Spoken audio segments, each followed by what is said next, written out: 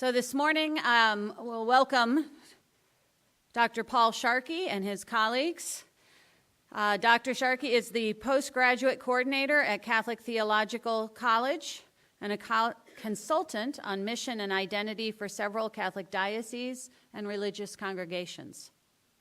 He lectures at Catholic Theological College and has previously taught at Australian Catholic University, Flinders University, and the University of South Australia. His PhD explored teacher responses to mission and identity programs in Catholic schools, something near and dear to all of our hearts. Dr. Sharkey's current research focuses on the mission and identity and culture of Catholic schools, critical issues in contemporary Catholic education. Joining Paul today throughout the morning are our colleagues from the U.S. and Canada, and I'll ask you to wave your hands so we know who you are sitting there. Elliott Gualtiere, Dean of Mission and Identity at Fairfield College Prep in Fairfield, Connecticut. Father Bill Muller, Vice President for Mission and Identity at Brophy College Prep in Phoenix. And Pete Musso, Assistant Principal for Curriculum and Instruction at Smet Jesuit in St. Louis. Elliott, Bill, and Pete joined Paul and other JSN colleagues in this year's Enhancing Catholic School Identity Communities of Practice, out of which this presentation emerged. So please join me in welcoming Paul and periodically his colleagues in mission.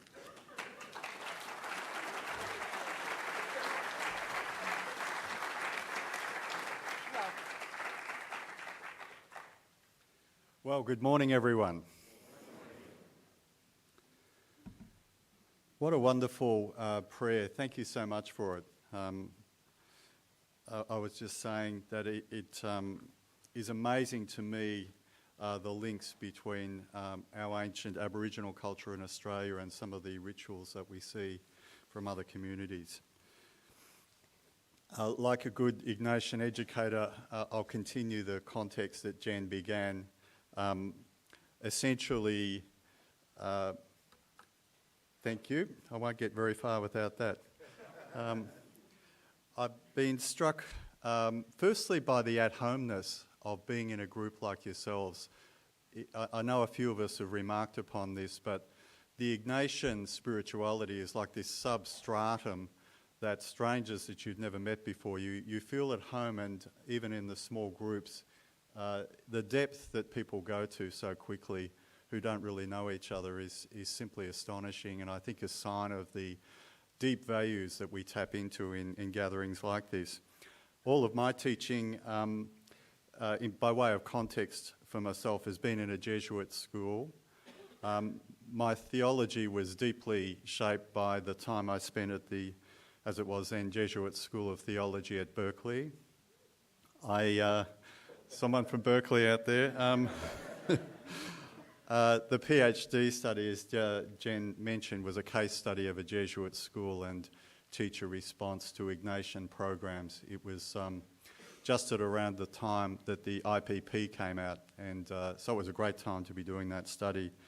And every Monday I travel across town to go to a Jesuit parish. There's a Jesuit priest who's a poet who just has an amazing capacity to take you into a sacred space with only a few words. So that's certainly worth the trip across town every Monday. Great way to start the working week. On a professional level, I've been a state director of Catholic education, so it's always important, I think, in gatherings like this, to make sure that the theory that we open up is close to school practice. And so we have spent quite a bit of time designing the presentation this morning with the group that Bob Reiser got together, Father Bob Reiser got together over the last 6 months to explore the themes that we're exploring this morning. And so it's a great blessing really to have colleagues taking the theory and theology that I'll be opening up right into the middle of school practice, and we're going to stop at various points along the way, as Jen said, to do that.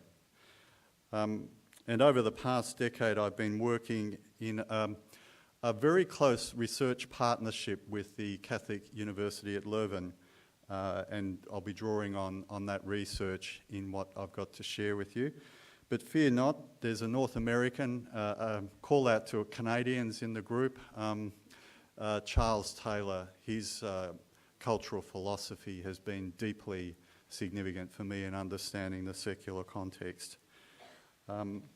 So that Catholic identity research from Leuven, Charles Taylor's philosophy, and the hermeneutic phenomenology of Paul Ricoeur.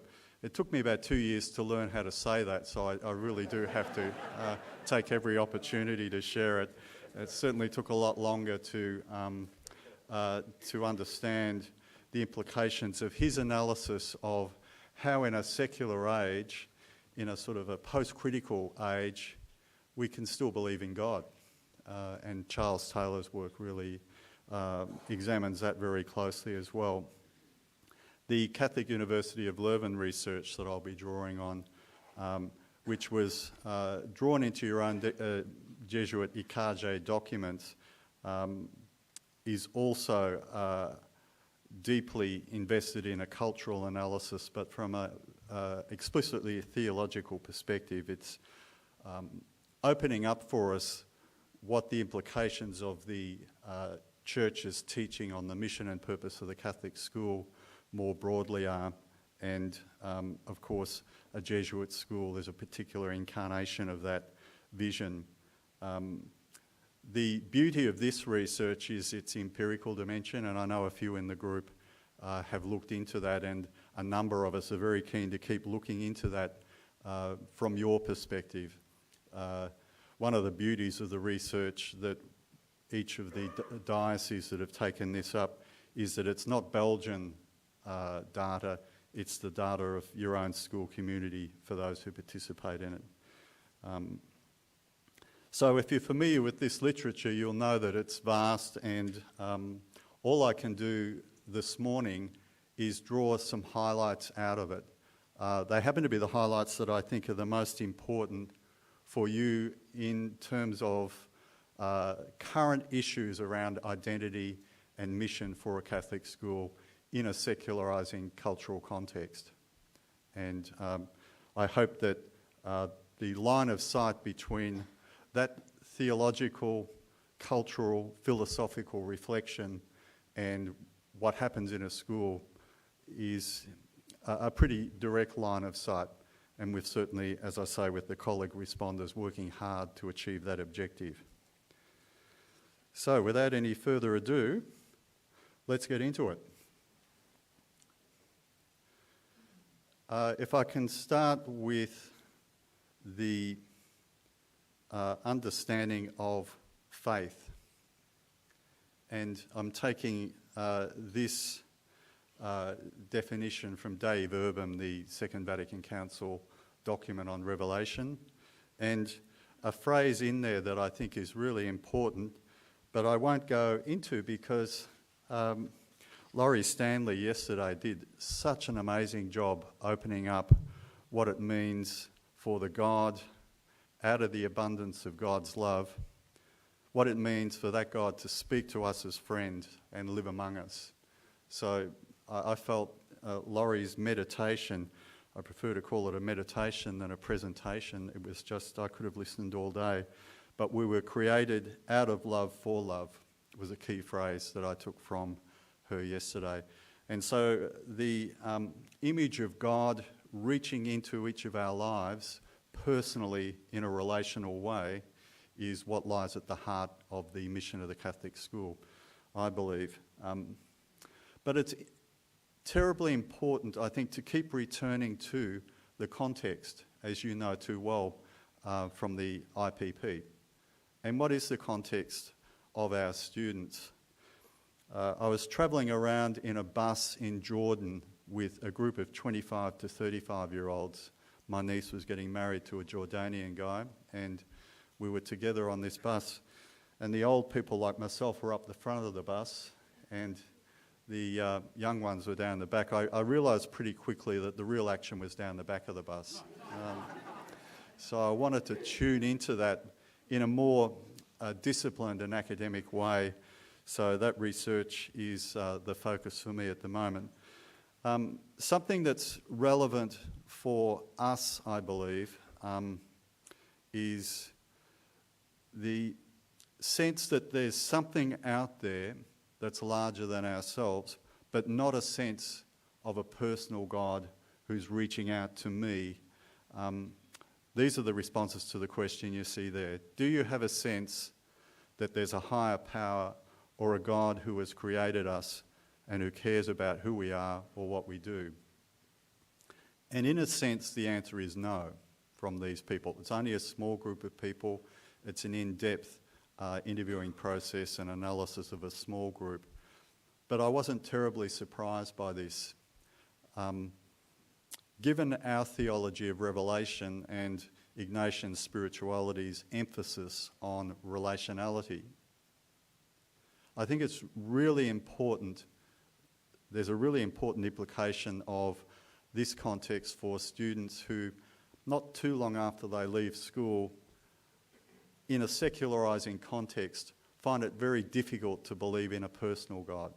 That may or may not be the experience of your communities, but what I'm learning as I engage in different contexts is that there is a remarkable similarity across countries and across contexts, even though there are certainly very many local characteristics as well.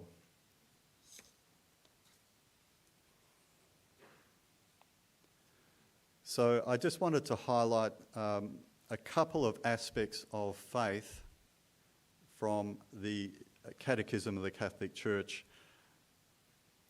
It's important, I think, to get some conceptual clarity around some of the terms, even though they're very basic terms that we use all the time. The first aspect of faith that we get from the very brief but very helpful distinction in the Catechism is that it's a theological virtue. And if you're into scholastic philosophy, which I raised with some trepidation in a Jesuit gathering from a Dominican context, you'll know that unlike the other virtues, theological virtues are gifts from God. So from the get-go, we are not giving our students faith, obviously. That's a gift from God. All we can do, we can't impose anything on our students, even if we wanted to, but we can propose, and that's something Benedict XVI made very famous, really, in his teaching. So we propose, and it's really God's work, not our own work. Although there are many things that we need to know and understand and act out of if we're going to do that well in a secularizing context. The second part of the definition, I've got the two elements highlighted in different colours there. Believe in God, and that's the relational dimension that I mentioned earlier from Dei Verbum, God out of love reaching out to us in love, and the knowledge that comes from that revelation. And one of the heroes that I've got in terms of a theology of revelation is an Australian Jesuit who was worked for many, many years and became Dean of the faculty there in the Gregorian in Rome, Father Gerald O'Collins. He indicated that at the Second Vatican Council there was an amazing priority given to relationship as distinct from the knowledge or doctrinal dimension of revelation. So that was a really important development that happened at the Second Vatican Council. The knowledge and doctrinal dimension, as you'll see as this presentation unfolds, is absolutely critical. And if our students aren't drawn into our scripture, our, in your context, the spirituality and the writings of Ignatius and the insights and the practices, then those elements of the faith that are doctrinal and liturgical and drawing from the Catholic well in so many different ways are really critical. However, they're not primary. If you go with Gerald, then you're going to understand that at the Second Vatican Council, the relational dimension that was emphasised so strongly yesterday is primary and at the heart of Ignatian spirituality. So from my perspective anyway, the Ignatian charism is amazingly relevant for our context, drawing as it does our students into reflection on their experience and a reflection on its meaning for them and a relational dimension. So many years ahead of the Second Vatican Council, we should have had Ignatius sort of leading the charge a little earlier perhaps. So religious leadership for me, we'll come back to this diagram, at the centre is God, and then any religious tradition will have sacred texts, it will have doctrines, it'll have symbols, it'll have rituals and so forth. If I was a little better with my graphics, I'd have both circles spinning in opposite directions, because you can, on the outside of the circle, there are moments in the life of the school. There's staff formation, there's partnerships with family, there are justice programs, etc. And any one of those outside elements, what you see and hear and do in a school context, can draw from the Catholic well through any one of the inside elements. And the line has to get all the way back to the centre. That's the model I'm working at for religious leadership. We'll come back to that. And of course, in a Jesuit school, in an Ignatian school, there are very specific practices that help a school animate a school's religious life. And one of the key messages that we'll be addressing this morning is that these practices can be secularized. There's nothing automatic about the transcendent dimension being opened up by these practices. In fact, unless there's good staff formation, as we were hearing so clearly yesterday, it's very likely that the transcendent dimension can be flattened out. So, for example, the margis can become simply just doing your best, being excellent. And we know that it's so much more than that. The examen can be a shopping list of things I've done right or wrong, and there's no sense of transcendence in it. So that secularizing context, which I feel very positively about, has the capacity, very clearly, to flatten these Ignatian practices out so that they are horizontalized and lose their Catholic inspiration. So, I've said secular about 20 times so far. Better actually define that, and that is no mean feat, because there are so many different contested definitions. All I'll be doing really is working from Charles Taylor's, and that's Canadian again, guys, Charles Taylor's analysis. He's a very hopeful reflector, but a very realistic one on what it is to be in a secular context. He has three understandings of what secular means, and he focuses on the third one. So, where do I stand with the secular? Many of us feel that the secular context is not a very friendly one for us to operate in, and that's very understandable. So, some of us feel that, there's us and the world. That's a very un-Ignatian stance to take.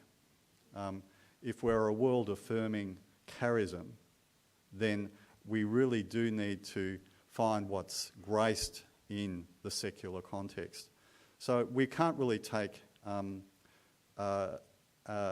oppositional stance to the secular context. It's not our enemy either. It's not our friend and it's not our enemy. I have it as our context. And for me, it's very much like the class list that you get at the start of the school year or at the end of the last one, depending on how your school operates. And some teachers look at the list and only see and moan about the kids in there that are really, they know what they're in for and it's not going to be easy, you know. Other teachers look at it and say, well, this is the group I'm working with, this is the context I have. And so some elements of our context are easier and some elements of our context are harder. Karl Rahner said that even the church doesn't get to pick what part of history it operates in. We're all where we are, and that's what we've got to deal with. And there's much in the context, and the title of the talk this morning really is on constraints and opportunities. So I guess being aware of the constraints and working strategically with those, within those constraints, but being equally aware of the opportunities in the secularizing context. And Charles Taylor says that if you want to understand where we are now, you need to understand where we've come from. So I've got 500 years of history, guys, to share with you this morning. Don't worry, I'll just, skip over it, give you the Reader's Digest version.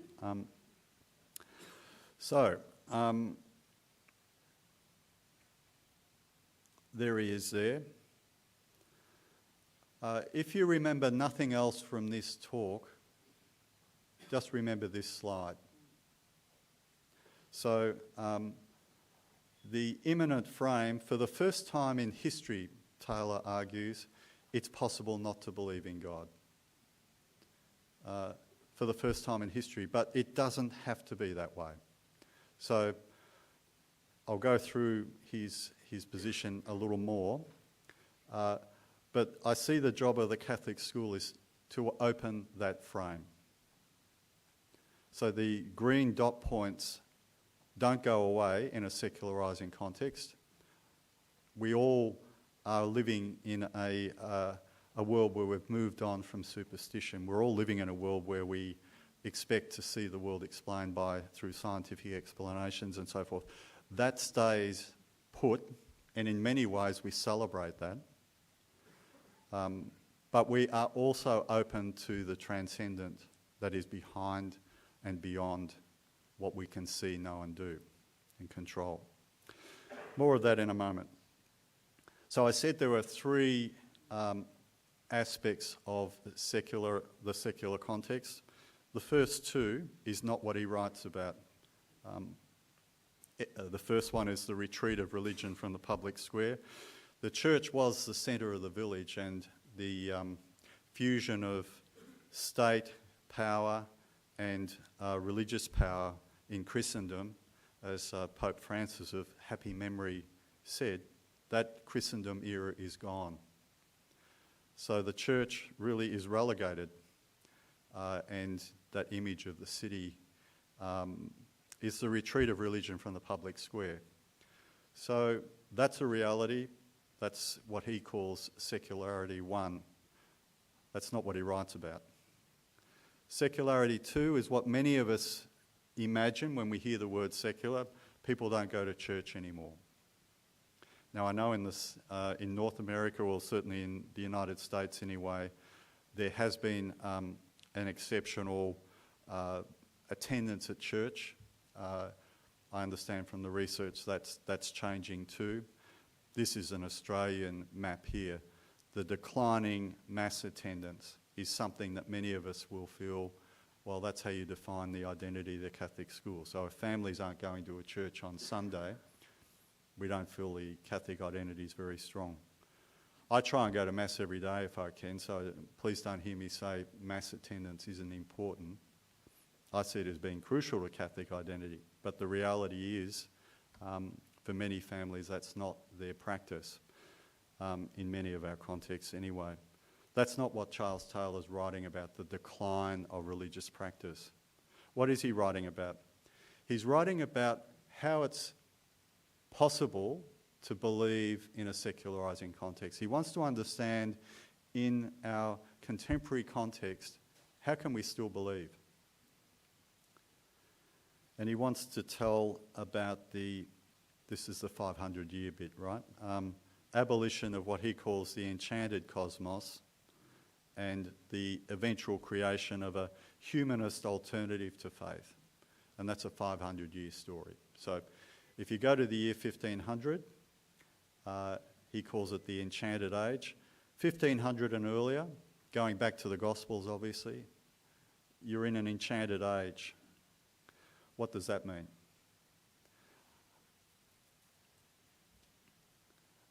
Just two examples of what it meant to live in an enchanted age. And I come to you from Australia. We still have our head of state, our Governor General, is appointed by the King of England, if you can believe that. So there's Charles getting crowned there by the Archbishop of Canterbury. It's an image of the divine right of the ruler. It's a complex story in a parliamentary democracy, how that actually works, but there it is. By the 18th century, and I'm just quoting here from the preamble to the Constitution of the United States, it's we the people who ordain and establish the Constitution. Not God, but we the people. And we think that's right. That's an achievement of the secular context, because we know that if people are looking at claiming God's right for them to rule, we're in a non-democratic scenario where we lose agency. This 500 years is a story of increasing human agency. And if you shoot too far on that trajectory of increasing human agency, there's no need for God anymore if you push it past a certain point. A second example of face to the enchanted age is a world of blessings and curses. So if you go to the bubonic plague in the 14th century, it was a curse from God. Today we have the coronavirus as the reason for the pandemic. We look for a vaccine, and there's science that wants to understand the world. I'm just trying to open up in a very short time some of the aspects of the human achievement that Taylor identifies as being part of the secular age. And it's the human achievement that we celebrate and call out in our educational processes. Even though pushed to its extreme, the frame closes and there's no openness to the transcendent anymore. I won't go through the 500 years, you'll be pleased to know. But you can see on the screen there, and those of you who are historians, which I'm not, will know all of the different elements of the Renaissance and the Enlightenment. I'm just quoting here from the Declaration of Independence.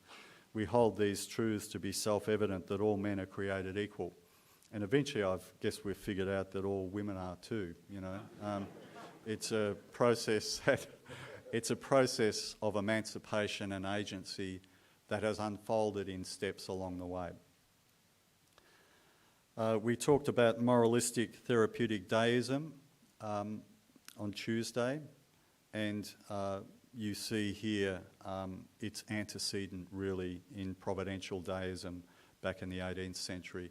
So there was a step away from blessings and curses into an understanding that there was a natural order, and God was still very much part of that equation, but not intimately involved with us. Set the world up like a clock and it runs, and then the trajectory keeps going. So there are lots of intermediate steps. Enough of the history. Although for some of you younger ones, the 1960s probably does seem like history. For others of us, it's, you know. So he says the expressivist age began around about 1968, that sort of late 60s. And it's an age of authenticity. And again, we heard this emphasised very strongly in the Springtide research that we heard on Tuesday. Authenticity is absolutely key. And Angela, I think, spoke quite powerfully to that on Tuesday with us. So there are lots of different ways of being in the world, and religious freedom. And at the Second Vatican Council, it was North America really that I think led the charge on understanding from a Catholic perspective that we must be free to believe and see the world in the way that we do rather than having things forced on us.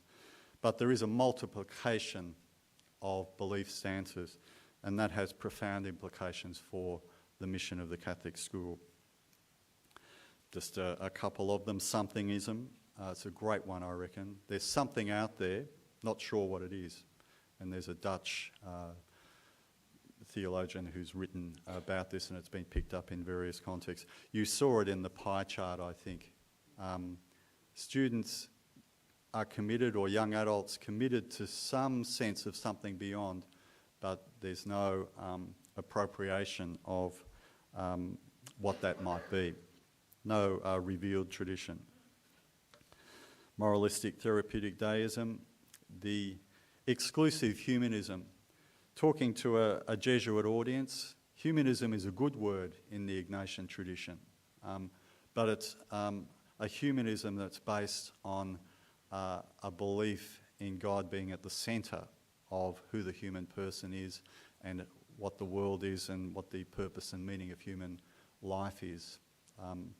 Exclusive humanism says, no, it's all about us. So that's the closed frame. And we'll hear in just a little moment what it means to open the frame, how you can work within an expressivist context and offer students experiences that open the frame out. If we were doing a workshop, we could look together at what have been some of the major human achievements over the last 500 years. And when I'm working with school leaders and teachers, we list those, and then we list the problems that have emerged. And very quickly you get a sense of a cross-pressure that Charles Taylor identifies. And we fear that really strongly, I think, at the moment, with so much that's shifting and changing in the world. Even something like artificial intelligence, the wars that have erupted. So whilst we can control so many things, climate change, there's so many elements of our world that we feel are not certain and not within our control. So it's a really mixed picture that we operate in. And I think there is the opportunity to open the frame, right there. We have the opportunity to open the immanent frame by celebrating all that's possible humanly, but also to recognise that there are many things that lie beyond us, even the planet that we live on. Ignatian spirituality finds God in all things, and what a wonderful spiritual tradition it is. There's the Enhancing Catholic School Identity research. This is the sprint, guys. I've made the first part of this talk the theoretical part. We'll return to some smaller pieces of the research from our friends in Belgium a bit later in the talk, but we're doing some hard work early because I feel best to get that out of the road. That's good teaching, right? By the way, this is not an easy gig because some of you have been exposed to this before. Some of you were in Indonesia when we canvassed some of these issues, and some of you are not really au fait with this research at all. Catherine's up there in the box. I feel like there's a trapdoor that will open if I try and get too theoretical. So you know, there's a few balls in the air, right? So if there are some really clear takeaways from this talk, I feel it's mission accomplished. And there are some really clear takeaways. The first one I draw is from Paul Ricoeur. And those of you who know his understanding of how people engage with tradition in a critical way will know this theory. So we all have our way of seeing the world. And you'll see in a moment that I lay the IPP over this diagram. I was a bit like what happened yesterday, relations being drawn between the IPP and other research. So something happens in the way that I see the world if I'm open to life that challenges the way I see it. And at that point, I have to let go of that way of seeing the world and begin to grapple. And we'll see right at the end of the talk a quote from Francis saying he's very suspicious of people who don't doubt. Doubt is a really important part of faith because it's this space in the red. It's where you realise it's more than, bigger than, larger than I had imagined or understood. And that's a scary place to go. It's the space, hopefully, where you spend a lot of time with your students. Opening up the world so that there's one definition of education that says it's all about comforting the afflicted or afflicting the comfortable. And that's the red space. But to do that is an art, and it's really important that there's tenderness and understanding of each student's particular context, the cura personalis. So we have to enter the critical space. But that's not the final space for those of us in Catholic schools, and it's certainly not the final space for the Ignatian educator. We're always looking for commitment, for action, for some sort of interior change. So it's always an embrace of meaning, always an embrace of new commitment. So the critical space is important, but the appropriation of a new commitment or a new way of seeing the world lies at the heart of the educational process. And of course that new way of seeing the world quickly becomes the current way and quickly becomes a way that needs to be expanded again, and so the cycle turns. Grace can be part of God is in all things. God can be present in the doubting, if that doesn't sound too oxymoronic, in the critical engagement. We need to offer our students a vision of God who's very okay with questioning, with feeling lost. That's so much a part of our tradition. Right at the end of the talk, I'll be saying that a finding from this research is that many students are offered too sweet or saccharine a version of Catholic faith. That we need to offer them something that withstands the hormones of adolescence. Life is more complex than sometimes is presented in the way the Catholic faith is rendered. The critical space is critical. The second naivete, as Ricoeur calls it, or the appropriation of a new way of believing, that is also a time of grace.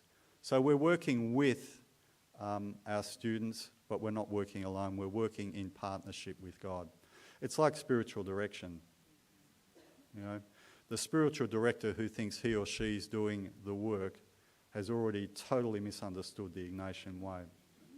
You know, it's God's work, and the director is cooperating, but not making it about him or herself. The same is true of teaching. It's a very humbling way to go. Something's happened to our formatting here. You get the idea, though.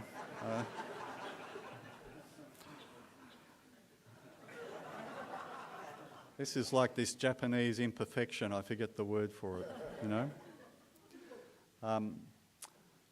Jesuit education involves rich experience, involves careful opening up of spaces for each person to reflect, always leads to action, whether that's externally in the world or an interior change. You know this.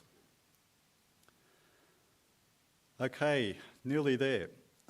So which empirical instrument opens up that space? How do we find out in our school community what the profile is for the teachers who are not walking into critical spaces with their students? Big surprise, for me anyway. The ones that are least able to walk into the critical spaces are sometimes the younger teachers. Why? Because they don't know enough to be comfortable getting off script. When you walk into a critical space with students, you need to be able to go with their questions. And if you're going to be able to do that faithfully from a Catholic perspective. You actually need to know something.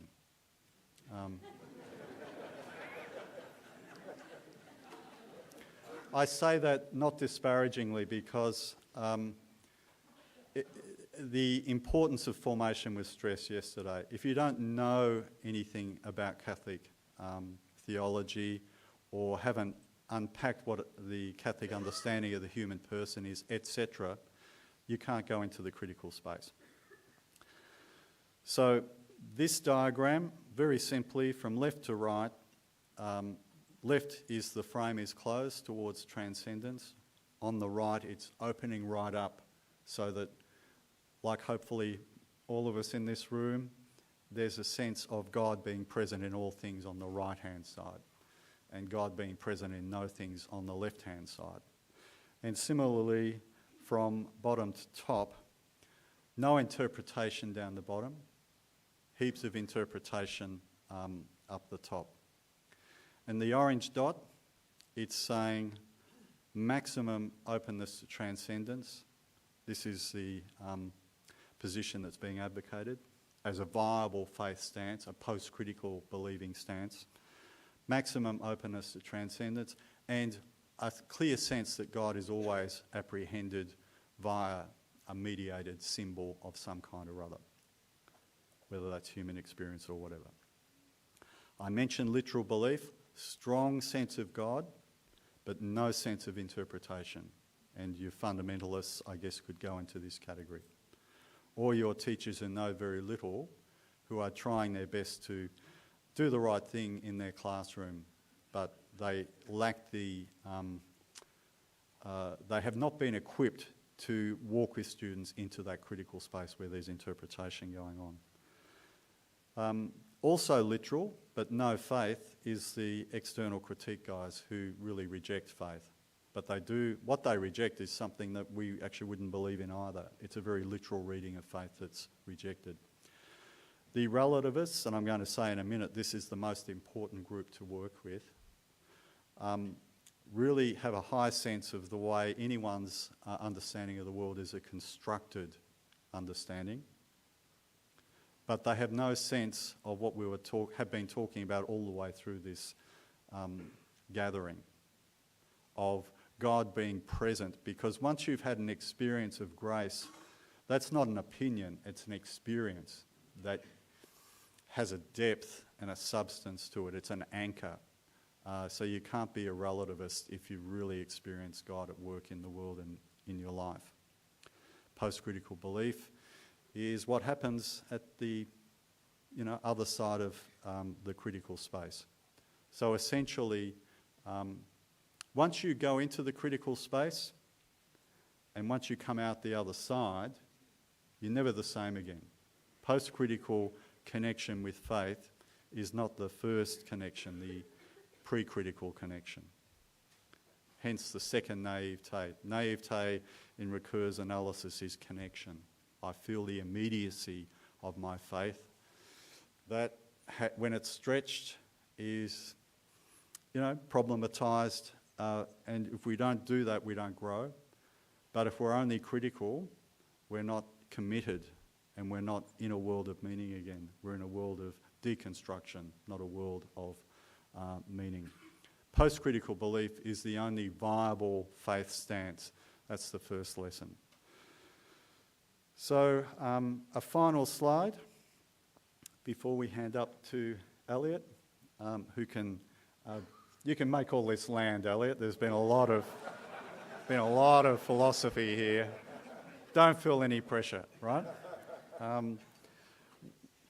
Everyone's open to critical engagement. There are very few people, because of the world we live in, that aren't open to critical engagement. The issue is whether you are open to transcendence. So opening the immanent frame is absolutely critical. This data comes from an Australian diocese. Your school might be different from this, but I bet you it wouldn't be so different that formation of staff in terms of their own inner life is absolutely critical. So those of you who are sitting outside or whatever might take the opportunity as Elliott comes up and gets settled in here to find a seat. There are plenty of seats around the place, so don't be shy. Thank you, Elliott.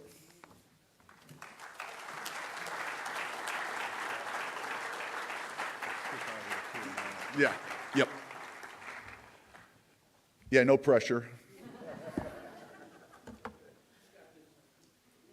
It's great to be with all of you this morning and this week. Again, I'm Elliott Gualtiere. I'm the Dean of Mission and Ministry at Fairfield Prep. Just finished my 20th year. My third as Dean. In my role as Dean of Mission and Ministry, I'm in charge of the adult faith formation in our community, primarily working with the adults in our community, faculty, staff, alumni, parents, and coaches, board of governors. But for my first 17 years at Prep, I was director of campus ministry, and I just finished 28 years in ministry work. So taught at an all-girls school in the Bronx. Before coming to Prep, I was a youth minister. So just a little bit of background on me for those that I haven't gotten the opportunity to meet. So just a little bit of kind of context for why I am up here with Pete and Bill, who are going to follow me a little bit later. We joined with several of our colleagues this past fall to work with Paul and Bob Reiser on this XE theory and some of the data and some of the work that's been done by Taylor and again, our friends from Belgium. And I really was taken by Charles Taylor's writing and work. And it became clear to me very, very early on that this is very important for our work in Jesuit schools, in our Catholic context, in our secular age that we are in. And a couple of things that struck me as we were working over these last several months, and just to kind of emphasize some of the things that Paul brought up in the first part of his talk. And I think this is where Taylor, says that the challenge in a Catholic school is not to deny or resent modernity. It is to nurture religious faith from within it. So our secular context is not monolithic. It is fractured, and the fault lines provide us with the opportunity to open up the gospel within the school community. And then he goes on further to say, Ignatian schools are not called to condemn culture, but to discern those elements which are worthy from those elements which should be denounced. And then going further, if we look at the International Commission on the Apostolate of Jesuit Education, the approach to secularization found in Taylor and in XE also sits well within an Ignatian approach where because God is present, God lives among us, working in all of creation, a dialogue between faith and culture is seen as being appropriate and necessary. And Taylor's claim sits well with our beloved Pope Francis. We're not living in an era of change, but a change of error.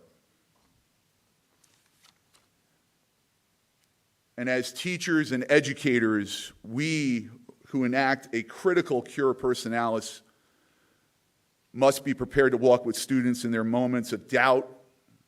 Doubt is important.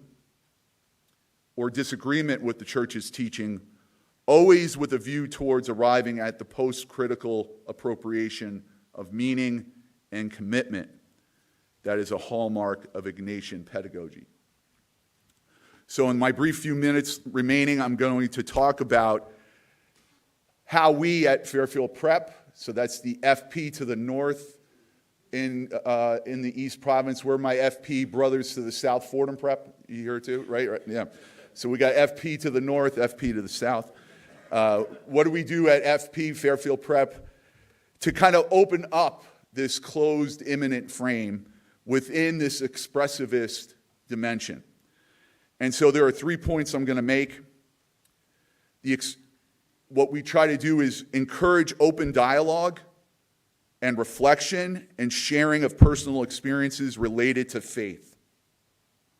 And I've seen this most directly in my time, both at Fairfield Prep and even before, is seen most directly on our retreats.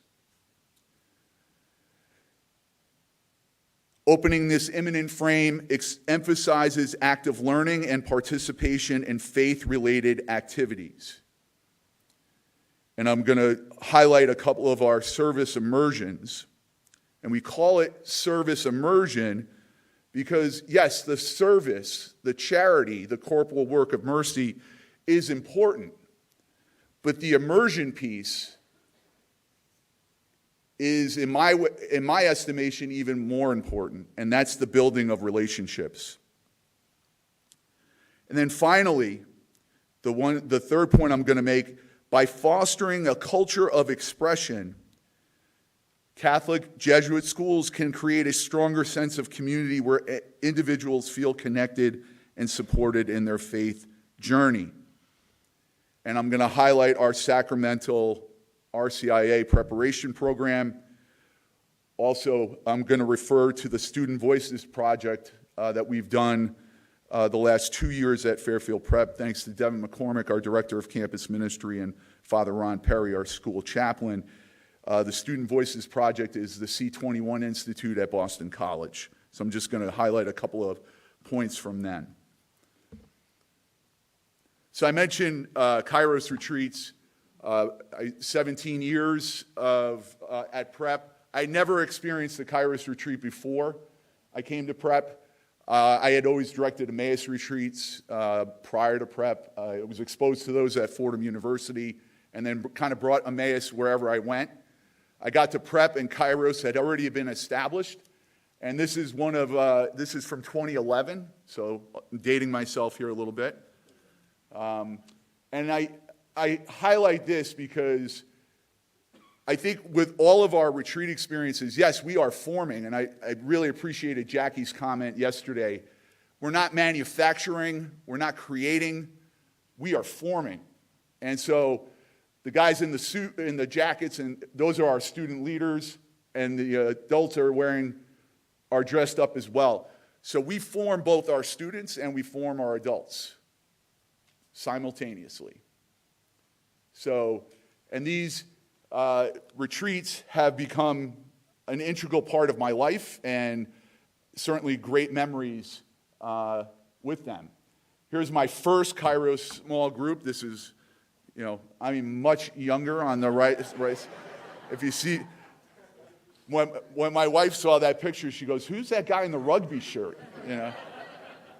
25 years of marriage, and that's what happens.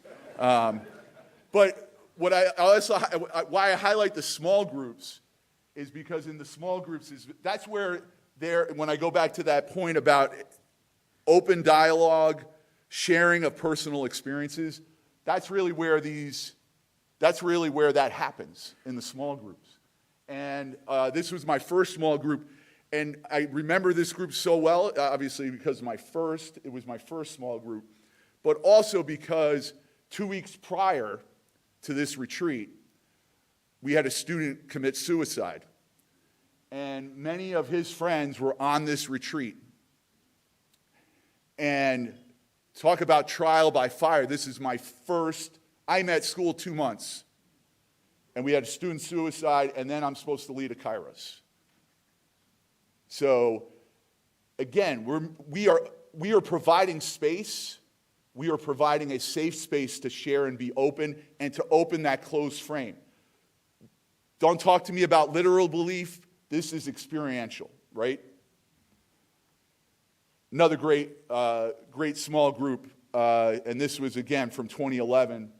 And again, part of this is providing the space. And I remember this group, too, where one of the students was able to express who he truly was for the first time.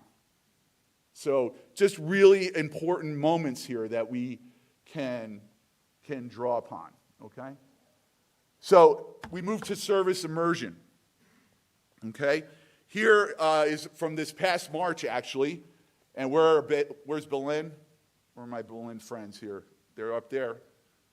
So the last several years, we've been fortunate to partner with Berlin Jesuit down in Miami. And we kind of trade off years. So we'll go down there, work in the Everglades, experience an ecological justice retreat, and then we bring them up here. They come up here, and Teresita and Rosa from Berlin brought several students up this past March for our urban plunge. And here we are, one of the smaller groups working with Father Skip, who has its back to us. Father Skip is the pastor of Blessed Sacrament Church in Bridgeport and is also a Fairfield Prep alum from the class of 1970. So again, it's about establishing relationships. It's about working together, collaborating together. I look around this room and see the expertise and the knowledge and the experience in this room, and we need to be collaborating more together. I don't think we need to go very far to find folks that are like-minded and are open to this. But again, it's participation in faith-related activities. Yes, the service is important, but it's about the relationships. So here are our guys, again, prep students, Berlin students, merging together, forming relationships. Often what is said is, it was great meeting guys from another school. They kind of think like us. They act like us. They belong. We belong together. We are part of something bigger than ourselves. And here's the full group together. Again, just a great partnership. So we thank our brothers from Berlin, and we hope to continue. We're going to be going back down there. We're going to be going there in March of next year. And then also, one of the great things that we did this year is our LA immersion. First time we stayed at Dolores Mission. And thanks to Ann Holmquist and Bob Steffen and everybody at Loyola, we had a great visit during our time there. Thanks to Jamal and everybody there, the staff there, for welcoming us. But again, it's about the relationships. It's about experiencing and seeing. You know, we were there basically a month after the fires. So, you know, Ann and Bob gifted us with the Loyola Strong T-shirts there. Again, we visited Homeboy Industries. We also served and ate with the Guadalupe Homeless Project, the men that live in that shelter. We cooked 2 meals for them, sat with them, talked with them. Again, it's about the relationship. And then finally, our sacramental prep program. So we started in 2016 our confirmation and RCIA program for our students. And this past year, we had our largest class yet. And in our province, in the East Coast province, I think we at least had about 100. I think we had about 100 students across the schools receive one of the sacraments this past spring. And so here's Chase Costanzo, one of our juniors, being baptized by Bishop Caggiano. And so Bishop Caggiano comes to our Ascension Mass each year and will confirm, or in this case, this year we had 2 baptisms as well. So again, by fostering a culture of expression, Catholic schools can create a stronger sense of community where individuals feel connected and supported in their faith journey. And this kind of grew out of, you know, and I also got to give credit to Father Brendan Coffey, who's here, but also Father Ron Perry. We have made an intentional effort over the last 2 years especially, but this year, thanks to those 2 great men, we were able to offer out daily Mass again for the first time in several years. And the last couple of years, we offer out confessions, the sacrament of reconciliation, on a weekly basis. And where did we get that idea from? Well, we got it from our students. So we, again, partnered with Boston College, the C21 Institute, the Student Voices Project. We asked them, what has been your best experience with the church? FP students again emphasized the centrality of confirmation experiences and Mass in their experiences of the church. Like other Student Voices Project partner schools, community again featured as well, although a diversity of experiences for a large data set here is also clear. Responses related to Mass again praise liturgical traditions, including Mass of the Holy Spirit, as well as liturgies related to sports programs. So every sports season, we gather all the athletes from all the sports teams and we celebrate Mass together, particularly noting the communal aspect of gathering as a school. And responses related to prayer likewise praise the structured opportunities that are available during the day to pray. So we pray at the beginning of third period every day. We pray the examen on Fridays. Like I said, we have daily masses for classes periodically. The opportunity for sacrament, to experience the sacraments being extremely important. And my last point, not to forget the adults in our community. So each Lent, one of the programs I'm most proud of is our Lenten prayer series, which I hold each Lent. And it's on Zoom, so we have alums from around the country join us. It's primarily parents and alums, but although this past Lent we had a couple of staff join us as well. And we reflect weekly on the weekly Gospels, the weekly readings on the Sunday readings. So I point back to last Lent. One of the parents that was in that program she had been baptized, but had never received sacrament of Eucharist, never received her first Holy Communion or confirmation. But after experiencing that Lenten prayer series, she asked me, I think I want to receive the rest of my sacraments. What do I need to do? And so I got her connected with her local parish, and this past spring was welcomed fully into the church. So these expressions of faith, and I love Greg Boyle's comment. Greg Boyle visited us in April after we visited him in February. And he said, Fairfield Prep is not the place you come to, but it's the place you go from. So it's not about just being in our schools. It's where we go from. It's where we go from. So thank you.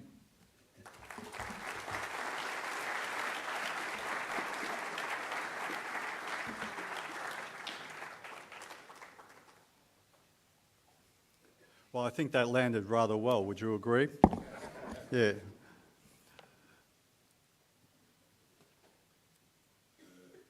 So there's the opening of the frame, so critical. One of the other critical pieces is drawing from the Catholic well, drawing deeply from the Catholic well. And it's how we do that that is so important. The next insight that I want to share is around how we draw from the tradition and engage with the tradition. And there are 5 options put here. Only one of them works. So the first one here, really in terms of the diagram, is that faith and culture are getting further and further apart. In a secularizing context, more and more of our students come from backgrounds, and indeed our staff, where faith is not, they're not bearers of the tradition. They're not experiencing Catholic faith in the home, and coming to staff, they don't come with a really strong formation. That's more and more the case. So that gap gets wider. And so strategies that may have worked in the past no longer work, because the strategies from the past that may have been pastorally effective rely on a catechesis that increasingly hasn't occurred. So if you're down the bottom here, essentially you resist the idea that there's an issue that has to be dealt with. You say, look, we've got masses, we've got theology classes, we've got all these images in the school, we do various Ignatian practices, so let's just keep it rolling. The image that's used from this research is that you can do that, but it's like petrol in the tank. You find out the hard way when you've used up all the juice. And the experience in Belgium, unlike here, is that from a country that was 90-something% Catholic, the collapse can be massive once it starts happening. So the early warning signs need to be heeded. Those who resist really, I think, need to be challenged to understand what the new modes of evangelisation look like. How do we draw from the Ignatian tradition in a new way? That one doesn't work. The next one I'm very proud of. The red words are my words, actually. I put them over the Belgian, English translations of the Belgian words. And I'm particularly proud of this one because it's, you know, you're resigned to the idea that the secularizing context is bigger than we are. So the school will inevitably secularize. If you hold that kind of view, you should resign. That's the first time that one's really worked. Really very happy about that. There's something about the Aussie accent in an American, North American context, maybe. I find I can go into shops and get so much better services by playing the dumb Australian routine. It's amazing what I got yesterday, although I know it's part of the Omaha culture. That one doesn't work. Another one that doesn't work is a return to some Catholic expression that someone in charge has decided is the normative one. As Elliott was opening up so beautifully for us, it has to be done relationally, and we heard on Tuesday that it's not institutional power, it's relational power. So if you're going to impose a version of being Catholic on students and expect them to take it up, you don't need me to tell you, they might be polite, but it's not going to be appropriated. Here's one that I think most of us are possibly guilty of, in the sense with all the best intentions. So a teaching instinct is to take the life experience of the student as a starting point and try and open up the concept as close as possible to the life experience. That's just a teaching instinct. It's a very good pedagogy. But if you reduce Catholic faith to culturally prioritise values like respect or honesty or doing your best, which is very tempting to take so-called gospel values. I'm still looking through the Gospels to try and see where they get to the point about gospel values.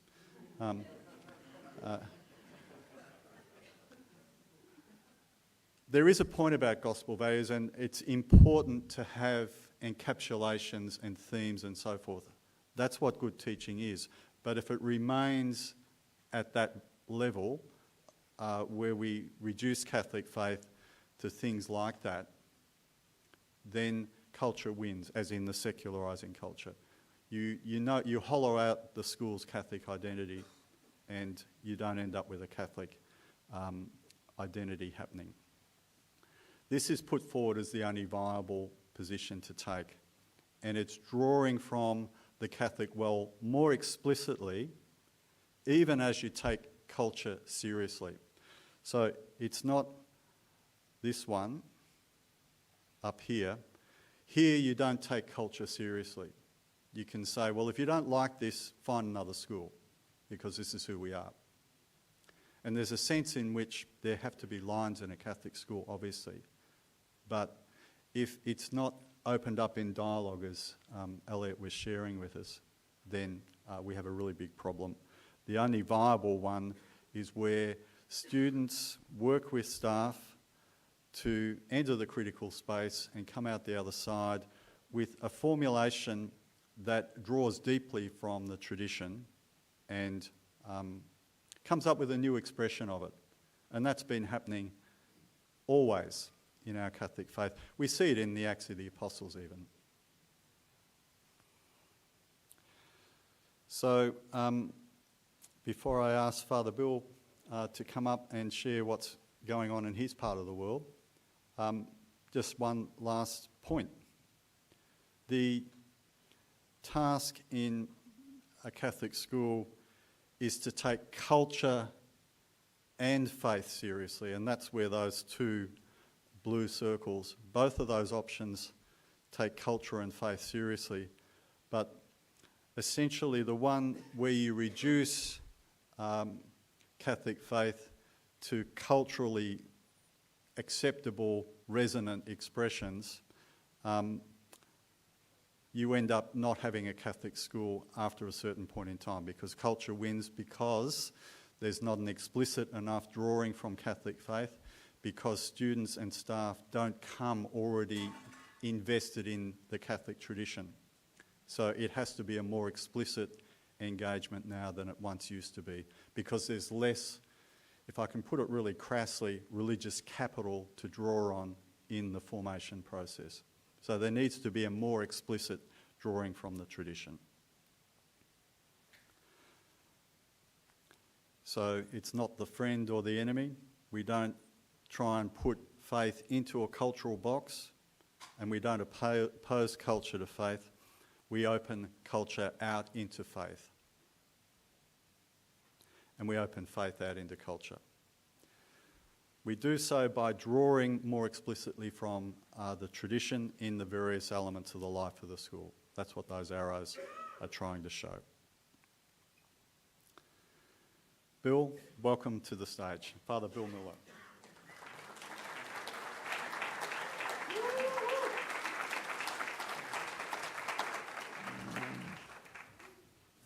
What a delight to be here with you this week. Thank you very much. 52 years ago, this coming Ignatius Day, Pedro Arrupe gave his Men for Others speech to Jesuit alumni in Valencia, Spain. I am sure you are familiar with that talk. In a ruthless moment of truth, Arrupe said that we Jesuits had not educated our students for justice, and he was right. But we've learned, and for years now, we have been reforming and restructuring our schools and our curricula to do what we should have been doing. We learned that furthering justice is a constituent element of the mission of the church. We learned that sin is social, what Father Arrupe called on the periphery of ourselves. And we learned that it is not enough to refuse to participate in injustice, but that we must teach our students how to counterattack against injustice. We've come a long way since 1973. As we continue to educate our students for justice, I think a challenge for us now is to inspire in them a faith in God, a relationship with Jesus, who, as Arrupe said, becoming man, became, beyond all others, a man for others. We want our students, I hope we want our students to recognize the Christ of faith and to act on that faith, a faith that treats everyone with dignity and respect because they are made in the image and likeness of God. I want our students, as Arrupe challenged us, to live not for themselves, but for God and his Christ, for the God-man who lived and died for all the world. We aren't educators to train humanitarians, though there's nothing wrong with that. I hope we are educators to nourish our students into other Christs. And this means we have to reintroduce our students to God, to Jesus, to the Spirit, in a way that they can embrace, which I think means asking them how they experience the transcendent, or even if they want to experience the transcendent. and then offering them ways to be in relationship with their deepest desires, which are God's deepest desires for them.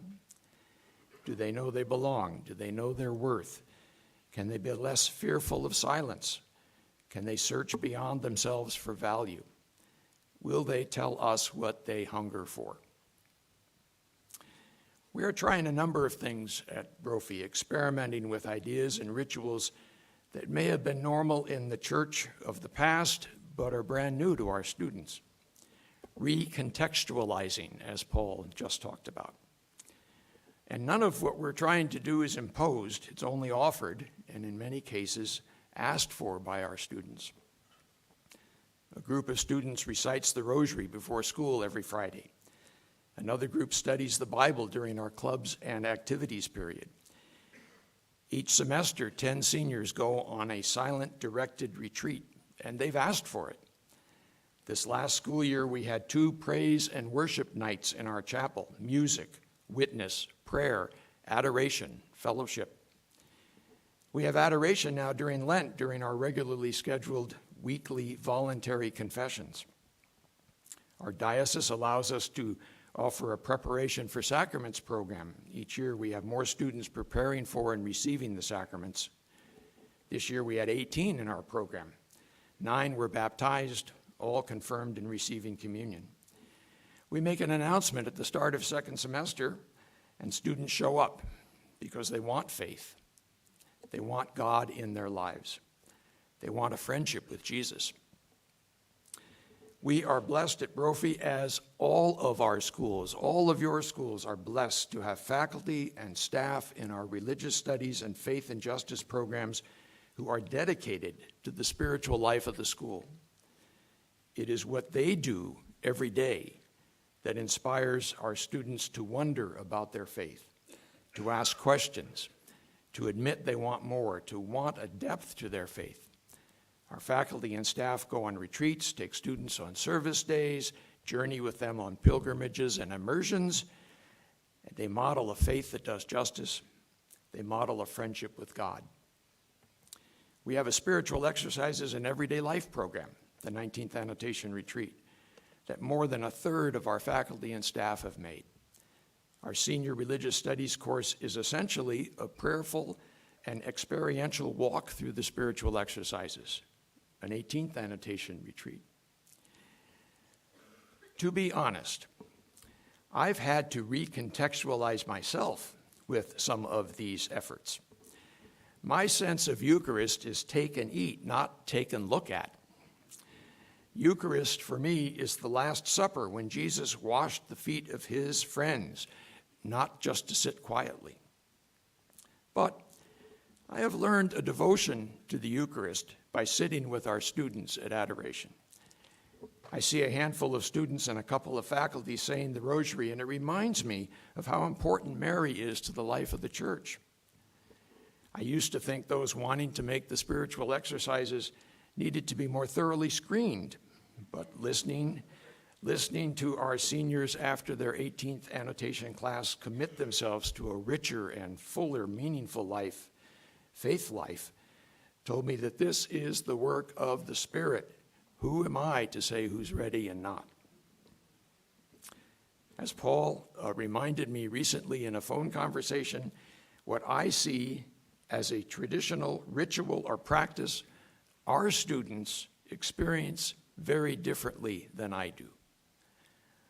So I have decided to let them enter into it and regenerate the ritual or the practice, weaving the threads of our faith into a new fabric.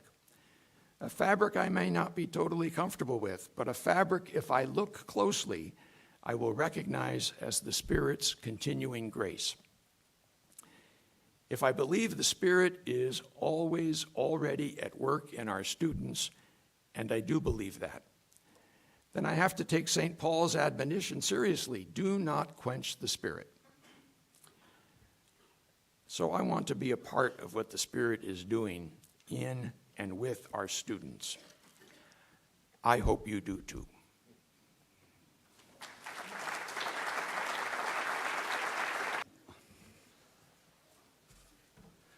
So it's always good to have a break because people come up to you and say, but what about this and what about that and what about the other thing? You know?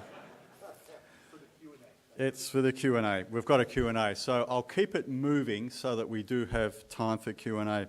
But one of the interventions was, what about diversity? Because so many of our students, and increasingly, and certainly in some school contexts, not Catholic, not Christian, come from other religious traditions maybe, or are actually not religious in their outlook.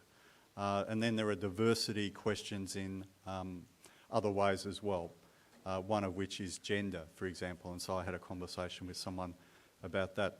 We have not only students who are transitioning, but also staff who are transitioning. And it's a really big challenge for a school, Catholic school, to figure out how to respond pastorally in a way that has parents coming at the questions from very different places, hijab in the school, parents from certain backgrounds just absolutely reacting to that. So that's what this scale is about here. It's really about how you can be Catholic and inclusive at the same time.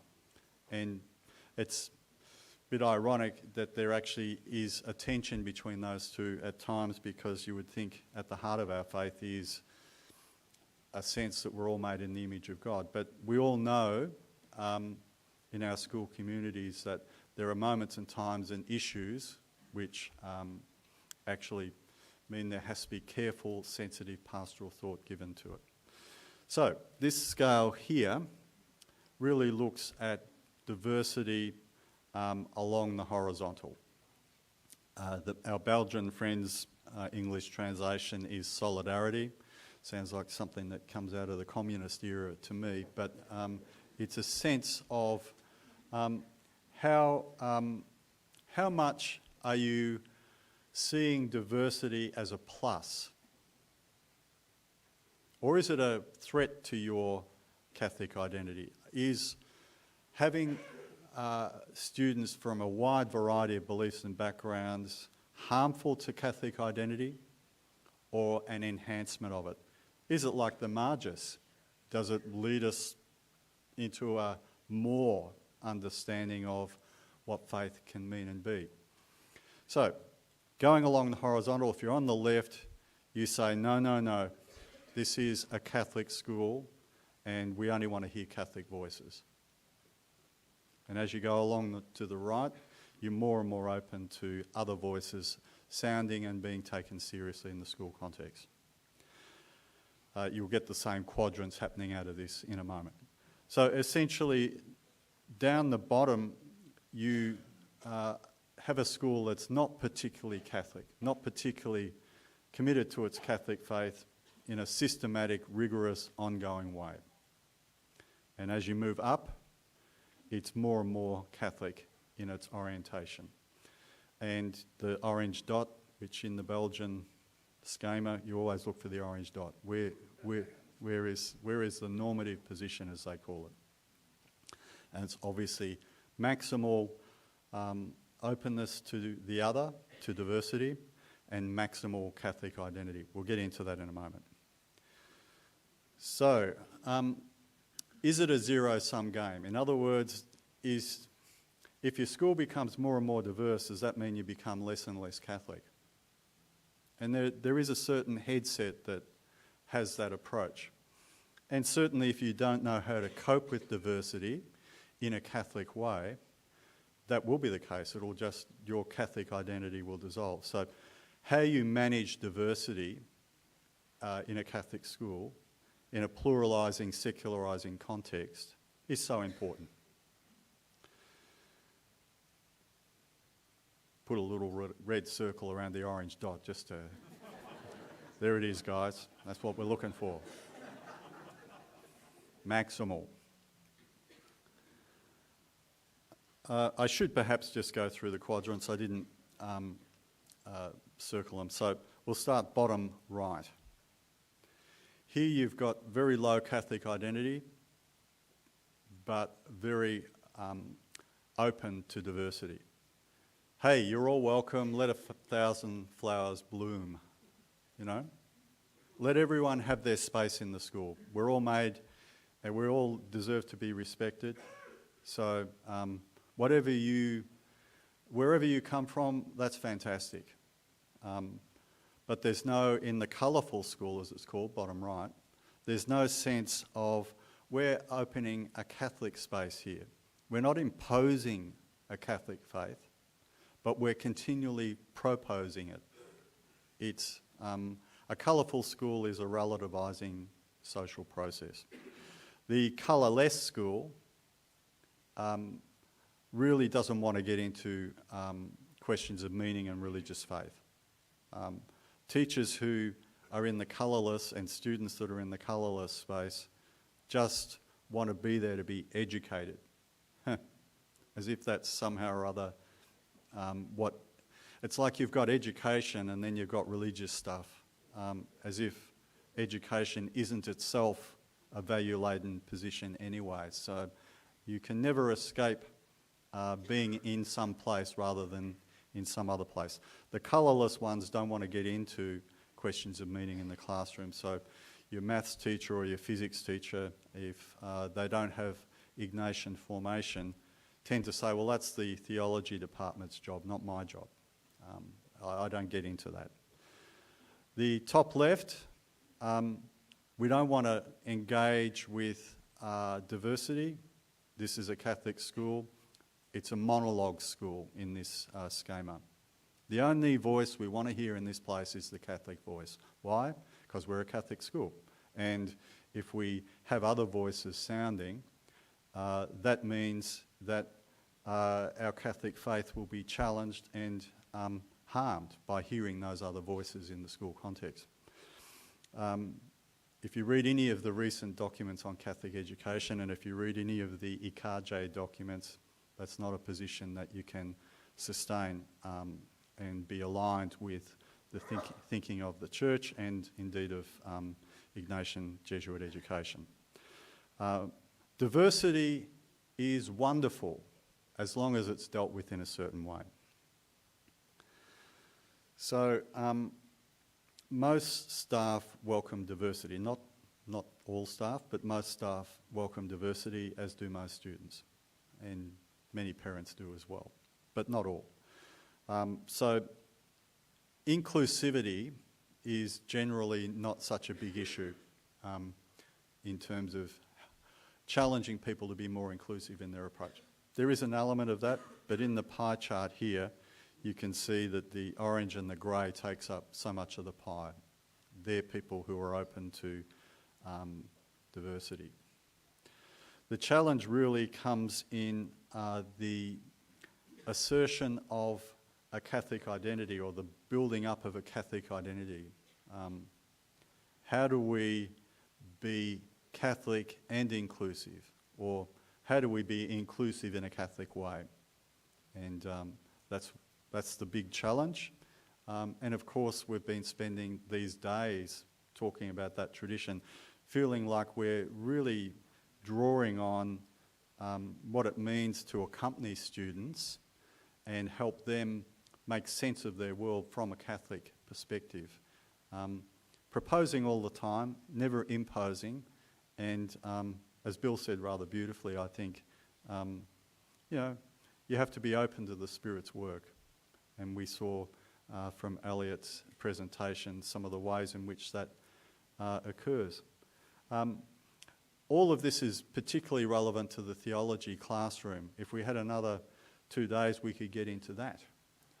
It's not all about, the faith in service experiences or the justice programs or the liturgical programs in the school.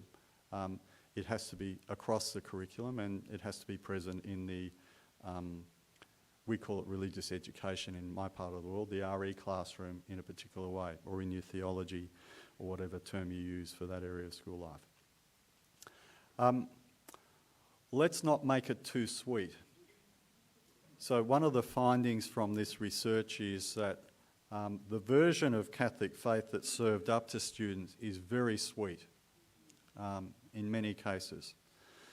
Let's hear from Pope Francis again, being interviewed by Antonio Spadaro. I don't know if I pronounced his name correctly. And some of these interviews are just like, wow, you really get it. If a person says that he's met God with total certainty and he's not touched by a margin of uncertainty, then this is not good. For me, this is an important key. If one has the answers to all the questions, that's proof that God is not with him. Kapow. It means that he's a false prophet using religion for himself. The guy doesn't mince words, you know.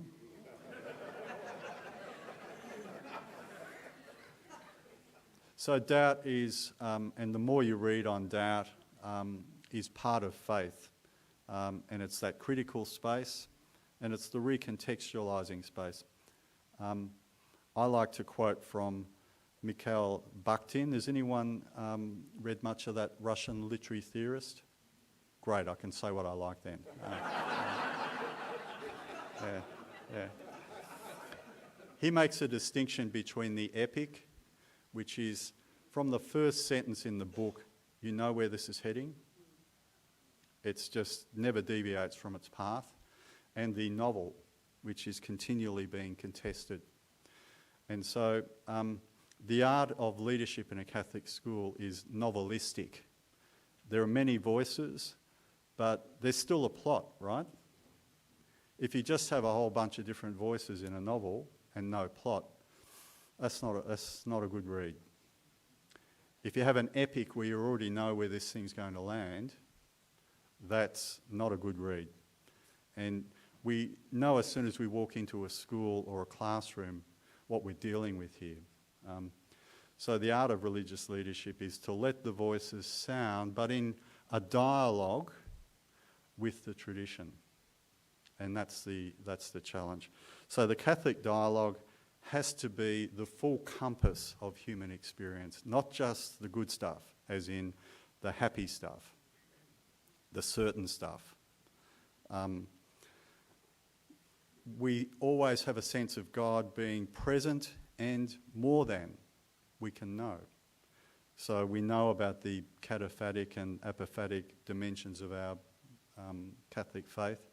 It's the full compass, and the finding from this research is that because we want to affirm students and present positive messaging, positive psychology and so forth, all of which is good,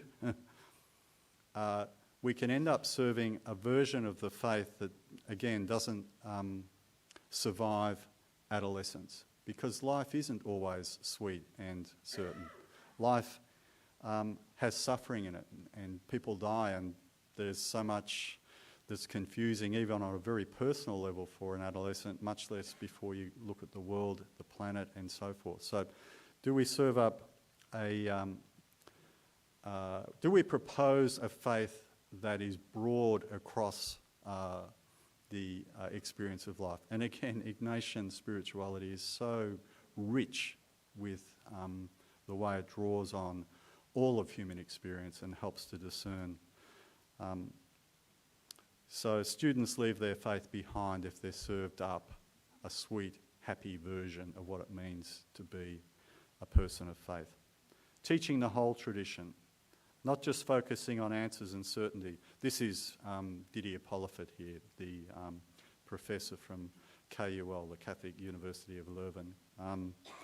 And I feel like this is it's only a more recent finding. You've got this huge amount of data, and what they do is track where students are in their faith and reflect on the options from a theological and an empirical basis. And it's quite clear as students move through their years of schooling that if they're served up a literalistic version of faith that doesn't allow for questions, doubt, and if they're served up something that is all about how life is so great, which is important, but it's partial and very damaging for students who need to have a version of religion that's much more rigorous and full. And I keep saying this, but the Ignatian tradition is eminently inside this, this breadth of human experience. And they say there should be more interruptive experiences. If you know some of the theology of Liebenberger.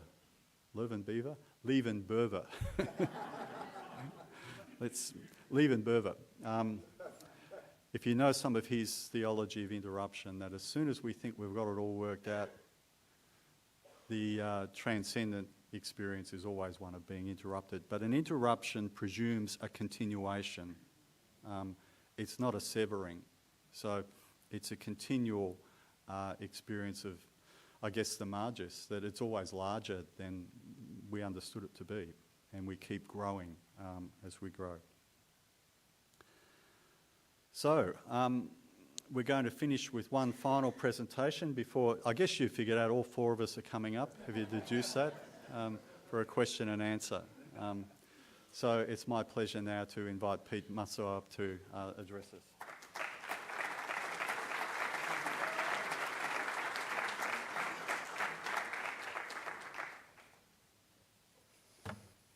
Morning. So as I was walking to this space this morning, a profound question popped into my mind that is hopefully relevant to you. And you may maybe write this down or think about it. You ready? Why do I think that packing an umbrella or rain gear does not apply to me? Raise your hand if this question applies to you. Very good. Hopefully we're all dry by now. So keep that question in mind as we continue this journey. I actually, before I thought of that question, as I awoke this morning, I thought, what a blessing and what a gift to be here. All is gift.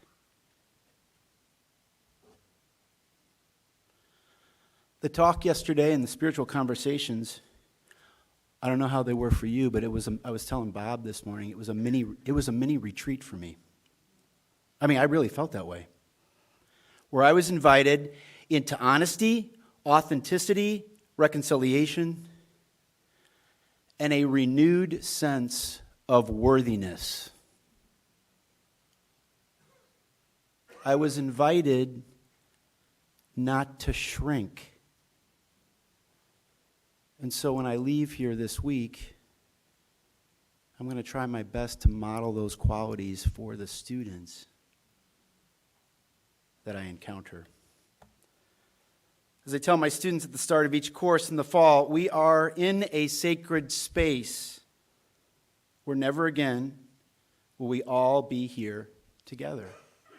And so yesterday when we were invited to sort of look at each other, I was like, it was incredible. It was really a beautiful thing. Having said that, when I agreed to the invitation to respond, I did so not knowing how high our colleagues would set the reflection bar, and also not realizing I would be last. This is problematic for reasons you will soon experience. So I'll keep it short, I'll keep it to the point, and I will ask all of you what I require of all of my students. Now this is serious. Are you ready? The lower you place your expectations and the expectations bar, the more delighted you might be. That said, my name is Pete Musso, and I'm the Dean of Faculty at the Smet Jesuit in St. Louis. Although my reflection this morning is very specific to my school and to Paul's important work, it's my hope that when you are listening to me and seeing these images that you're journaling and saying, how does this apply to me? How does it apply to my school? I mean, seriously, write stuff down. Because I've written a ton of stuff down, and I'm going to take so many great things back with me as I think about how we're going to live, right, in this world. All right, so let's get started. Let me find the clicker.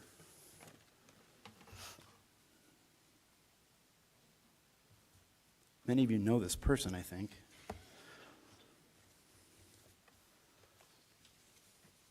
Take a look at this image.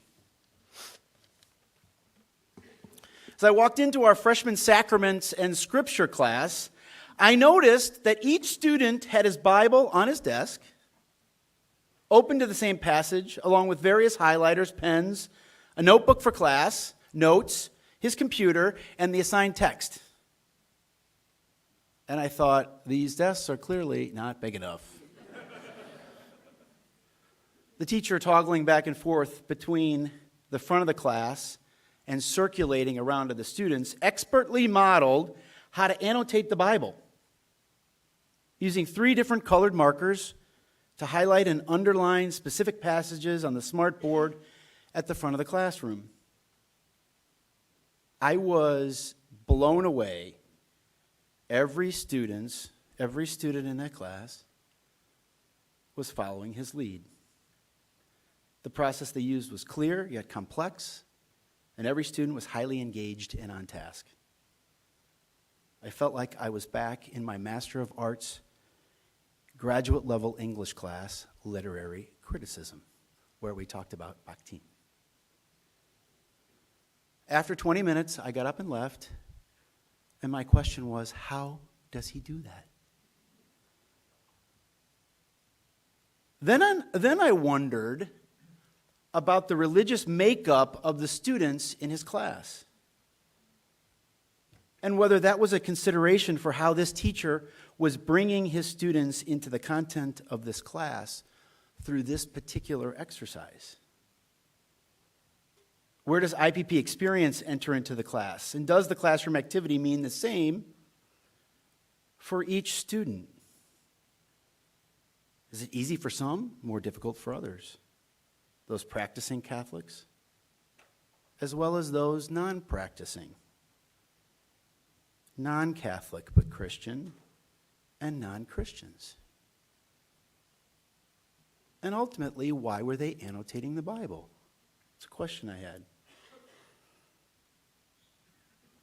How does his class and how do our classes bring students into a personal relationship with Jesus? How are our classrooms' new expressions reformulated and recontextualized?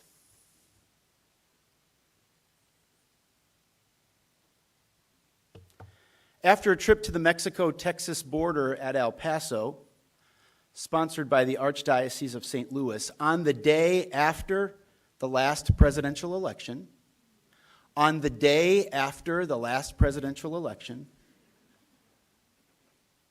Gavin Peruke, one of 5 senior Ignatian Global Scholars on the trip, he's pictured here third from the left, reflected, and I quote,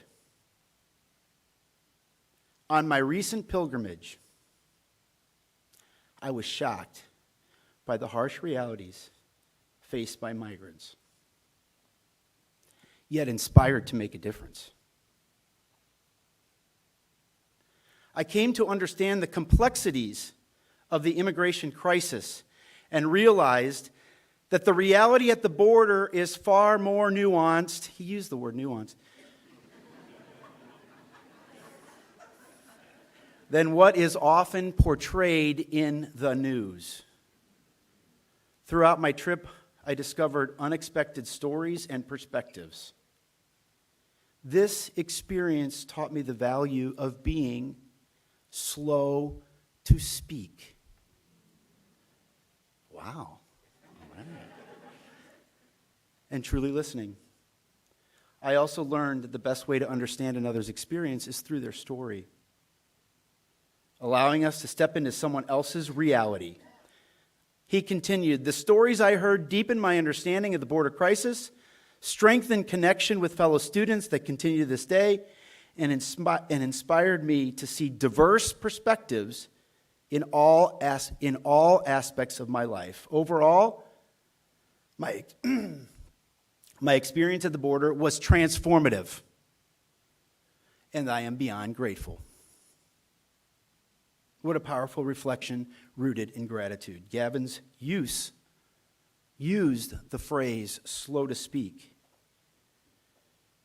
which coincidentally is a phrase that we identify in our school's framework that we use to promote dialogue. It's called Ignatian Conversations. Slow to speak. How does this profound student experience connect him to his faith as a Catholic, impact how he knows Jesus, and influence him to think and act in new and different ways? And I ask you this question: how do the experiences that we offer at our schools influence how kids know Christ? How do they invite students into a Christ-centered way of thinking and acting?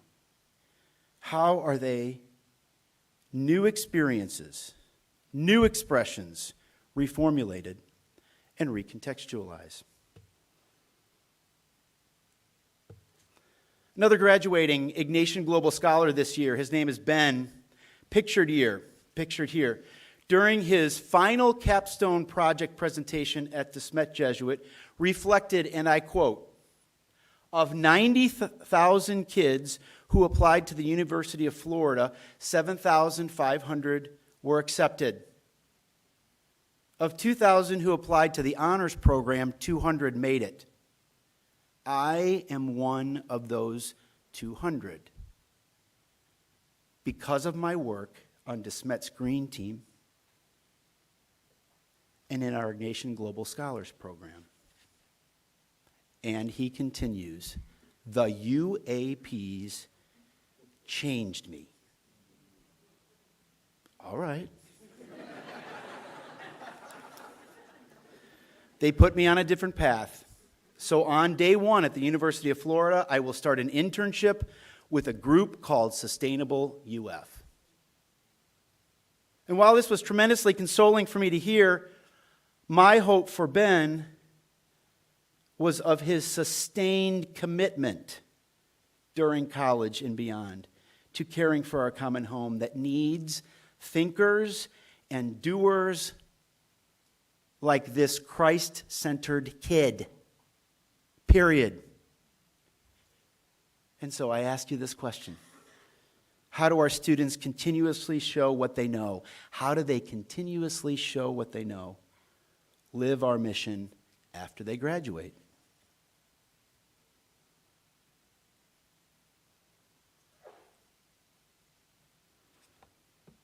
At our end of the year all-school massive gratitude, our student body, faculty, and staff powerfully witnessed 2 students receiving all 3 sacraments of initiation into the Catholic Church, and 1 receiving communion and confirmation. During the Litany of Saints song, I was up in the bleachers at the top of the gym. During the Litany of Saints song, I was overcome with a feeling of consolation, as the familiarity of this litany complemented the sacramental and communal ritual, really the essence of our Catholic faith. As I scanned the gym that was transformed into a sacred space, I caught the faces of so many different types of students and colleagues, like I'm doing right now. All of us coming together, all of us unique, all of us worthy. And I witnessed all at once a religiously diverse school with varying degrees of faith practices and habits, while watching the faces of many of our African American students sitting with one another, and of our Inclusion Academy students with Down syndrome. It is in those moments I wondered, how each of our students, who brings with him a variety of God-given talents, faith experiences, practices, habits, and baggage, how are they influenced by this sacramental moment that is our faith? How do we continue to welcome students where they are, while at the same time inviting them into new expressions, reformulated, recontextualized, into meaningful, formative programming in our Catholic tradition that will lead to sustained practices and habits that build toward relationships with Christ, with others, and the internalization of God's love for them and for all of us. What a journey. So finally, recently, we are imagining a faith roadmap and programming for the 131 new middle school students who are going to arrive on our campus in August. At the Smet Jesuit, we have agreed upon a vehicle for that roadmap, teaching in vivid snapshots of St. Ignatius, his early life, his cannonball moment, his decision and conversion at Montserrat, his experiences at Manresa, and the community that is the company of Jesus. Because Ignatius' story is one of love and service to God. Ignatius was Christ in the world. And his life is our life. And that's a new expression, reformulated, recontextualized, that we will share with our middle schoolers. What a beautiful opportunity to join them. And that is our idea of evangelization. So here's a question. How do we journey with our youth? How do we build a school where all students meet Christ on a daily basis, understand Christ as a model for living, and follow Christ in thought and deed, whereby ultimately coming to internalize that God loves each of us unconditionally? That's it. That's our vision. And while these vignettes represent a few examples of the wide variety of beautiful ways that we do this at our school, in which students encounter Christ in and beyond our school, we know these examples are merely entry points. It's great to talk about them, but they also illustrate a happy tension in how we deliver our vision and the degree to which we are successful as we navigate a growing population of students highly engaged in a secularizing, pluralistic world. So what do we do? This coming October, we will be using the ECSI scales and surveys that Paul talked about to address this question: how do we continue to strengthen our Catholicity, embracing pluralism and secularism, while enrolling Catholics, non-practicing Catholics, non-Catholics, Christians, non-Christians, non-religious? And how do we go about evangelizing in this reality? We know that our school programs are effective when they are based not only on anecdotes, but also on research and trackable data about how kids learn. And the same is true for religious formation programs in our schools, which need to be both culturally plausible and theologically legitimate. It's a both and. The administration of the surveys in our school and access to the associated theological and pedagogical resources will provide us with a uniquely powerful way of responding to the challenges associated with enhancing our own Catholic identity in the context of a secularizing, pluralistic, contemporary world. The world is our house. So we're using this summer to explore these surveys that we will employ in October to capture data, benchmark, track growth toward one action item in our school strategic plan around being Catholic and Jesuit. And ultimately, we desire to use these surveys to create trackable strategies for moving us forward. Surveys, results, strategies, action. Where there is a clear preference for the Catholic tradition, but at the same time we continue to build a school environment where everybody is willing to enter into the dialogue.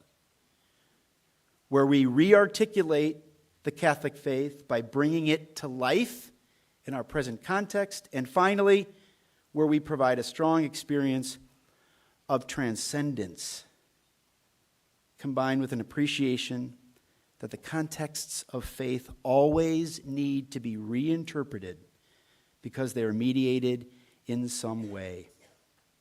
So to this end, we're collaborating with Regis High School in New York and hopefully others to explore how these scales and surveys can help us. And that's what I got. Thanks, folks.